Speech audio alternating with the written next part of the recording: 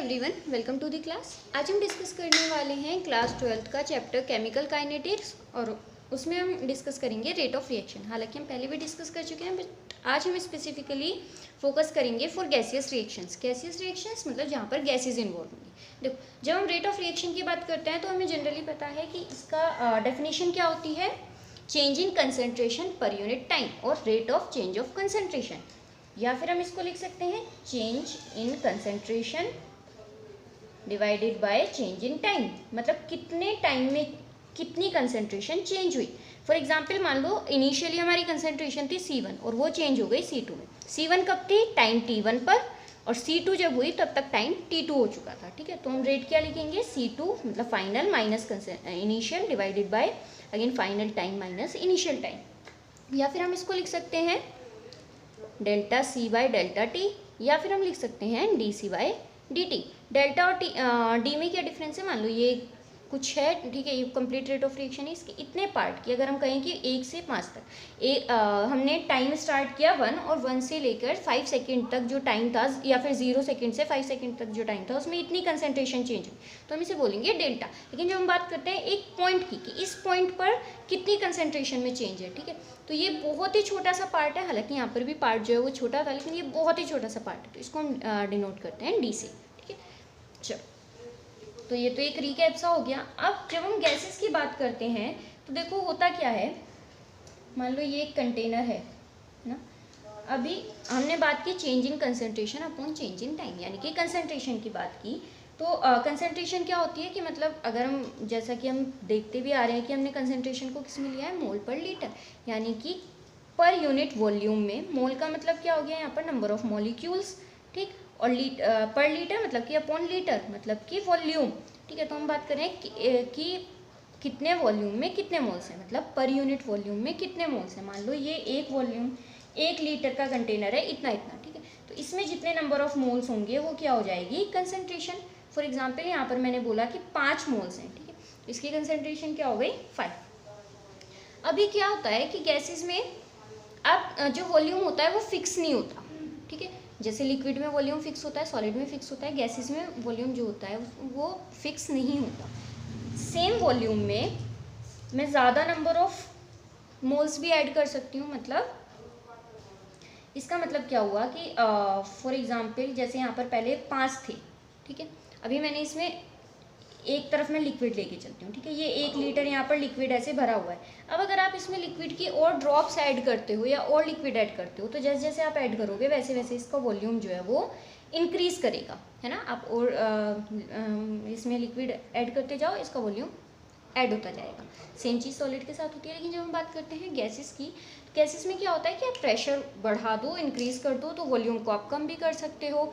उसके अलावा आप सेम वॉल्यूम में मतलब ज़्यादा कंसंट्रेशन को कर सकते हो। मतलब एक ही रूम में पहले मान लो इतनी गैस थी, हो सकता है इससे भी ज़्यादा गैस आ सकती है क्योंकि इसके बीच में स्पेस होता है। ठीक है, मान लो यहाँ पर 5, 1 2 3 4 5 मोल्स और आ गए। फर्क क्या पड़ेगा भाई, जब पहले यहाँ पर 5 थे, या फिर मैं कम कर लेती हूँ, है ना, पहले यहाँ पर 2 मॉलिक्यूल थे किसी गैस के, तो वो जो इस पर प्रेशर एक्सर्ट कर रहे थे, मान लो वो 2 यूनिट प्रेशर एक्सर्ट कर रहे थे। अब जैसे इसमें नंबर ऑफ मॉलिक्यूल्स बढ़ेंगे, गैप उतना ही है। अगर ये गैप बढ़ जाता तो क्या होता कि हो सकता है कि ये मॉलिक्यूल्स भाई कंटेनर की जगह भी बढ़ जाती, तो अभी ये यहाँ पर प्रेशर एक्सर्ट करते, तो हो सकता है इतने इतने स्पेस पे अभी भी 2 यूनिट ही एक्सर्ट होता। लेकिन क्या हुआ, वॉल्यूम बढ़ा नहीं, सिर्फ यहाँ पर जो मॉलिक्यूल का नंबर है वो बढ़ गया। क्या होगा, जैसे ही यहाँ पर मॉलिक्यूल का नंबर बढ़ा तो अभी मॉलिक्यूल कितने हो गए, 4।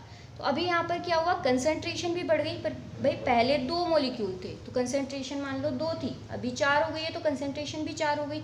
और अगर ये एक मॉलिक्यूल 1 यूनिट प्रेशर एक्सर्ट कर रहा है, तो अब ये कितना प्रेशर एक्सर्ट करेंगे, ये करेंगे 4 यूनिट। तो हमने देखा कि जैसे हमने कंसंट्रेशन बढ़ाई है वैसे ही प्रेशर भी बढ़ा है। दैट मीन्स कि यहाँ पर कंसंट्रेशन और प्रेशर में आपको लिंक मिलेगा। ठीक है, लिंक समझ में आ रहा है कि कहीं ना कहीं जैसे जैसे कंसंट्रेशन इंक्रीज होती है तो प्रेशर में भी चेंज हमें देखने को मिलता है। तो जब हम रेट की बात कर रहे हैं और हम उसे कंसंट्रेशन के टर्म्स में डिफाइन कर रहे हैं, तो गैसेस के लिए हम इसको प्रेशर के टर्म्स में भी डिफाइन कर सकते हैं। वही हम यहाँ पर पढ़ने वाले हैं। आई होप इतनी बात क्लियर हुई होगी।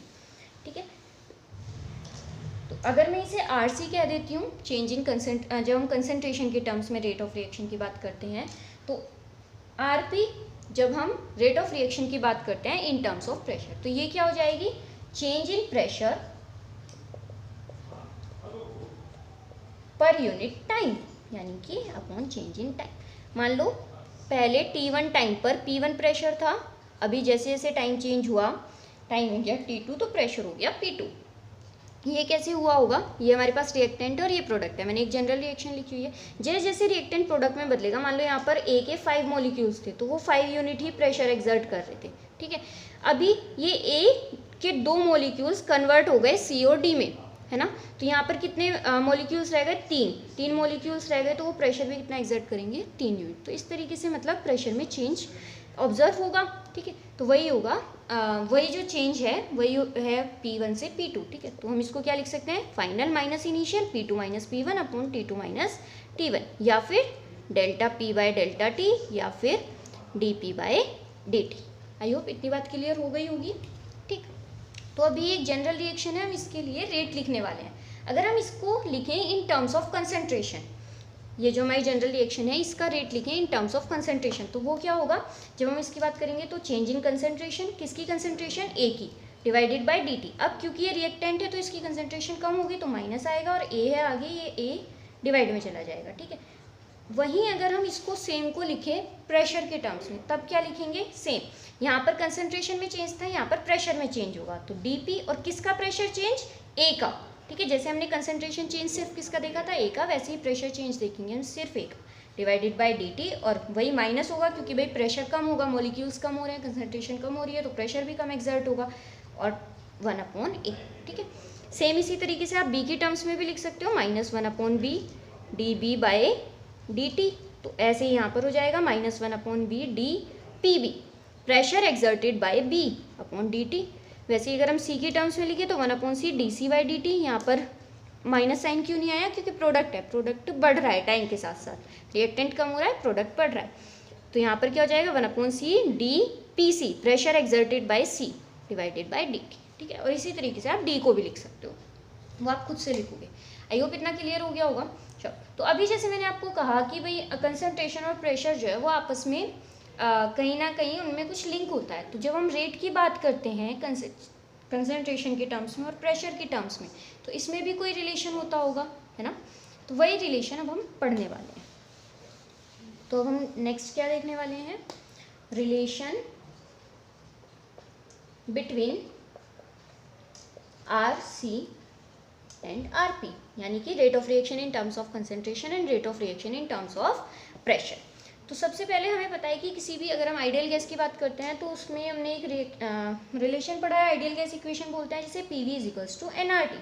अगर मैं यहाँ से P की वैल्यू निकालूँ, यहाँ पर P क्या है, P है pressure, V volume, N number of moles, R gas constant और T टेम्परेचर। बिल्कुल भी इस T को आप T टाइम से कंफ्यूज नहीं करेंगे, ये T क्या है, टेम्परेचर, ठीक है। तो यहाँ से P की वैल्यू अगर मैं निकालूँ तो वो क्या हो जाएगी, nRT/V, ठीक। अब n/V से आप क्या समझते हैं, n क्या है, नंबर ऑफ मोल्स, और V क्या है, volume, number of moles per unit volume, और इसे ही हम क्या बोलते हैं, कंसंट्रेशन ही बोलते हैं, number of moles per unit volume. n को अगर मैं कहूँ तो इसकी यूनिट क्या होगी, मोल, और वॉल्यूम अगर लीटर में ले रहे हैं तो लीटर, तो मोल पर लीटर किसकी यूनिट होती है, कंसंट्रेशन की। तो यानी कि P क्या हो गया, CRT, n/V की जगह हमने क्या पुट कर दिया, C, जहाँ पर C क्या है, कंसंट्रेशन, ठीक। अब अगर मैं एक जनरल रिएक्शन इसके लिए रेट ऑफ रिएक्शन लिखूँ इन टर्म्स ऑफ प्रेशर, तो वो क्या होगी, -1/A d pressure exerted by A upon dt, यही होगी, ठीक। अब -1/A d, P की जगह मैं वैल्यू पुट करने वाली हूँ ये, ठीक है। तो ये वैल्यू क्या है, CRT, C क्या है यहाँ पर, कंसंट्रेशन, किसकी कंसंट्रेशन, भाई A के बारे में हम बात कर रहे हैं ना, यहाँ पर किसका प्रेशर था, A का प्रेशर था, तो कंसंट्रेशन भी किसकी होगी, A की। R और T कांस्टेंट है, R गैस कांस्टेंट है, वो ऑलरेडी कांस्टेंट है, T टेम्परेचर है, वो भी हम ये मानकर चल रहे हैं कि इस रिएक्शन में कांस्टेंट है, ठीक है, डिवाइडेड बाय dt। अब आप ये ध्यान रखो, ये हम बोल रहे हैं T टेम्परेचर, और ये वाला T है टाइम, ठीक है। टाइम चेंज हो रहा है जैसे जैसे रिएक्शन प्रोसीड कर रही है, टेम्परेचर चेंज नहीं हो रहा है, हम ये मानकर चल रहे हैं कि टेम्परेचर कांस्टेंट है, ठीक है।